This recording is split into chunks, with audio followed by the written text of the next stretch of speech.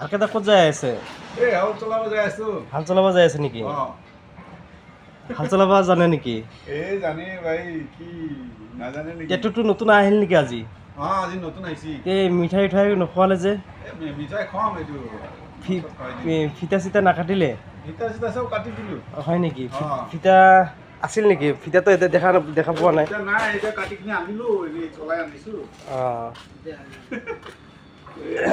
তে মিঠাই চিঠাই খুৱাব লাগিব। হালো মাৰিব জানে মানুহ, তাৰমানে ড্ৰাইভৰ নালাগে?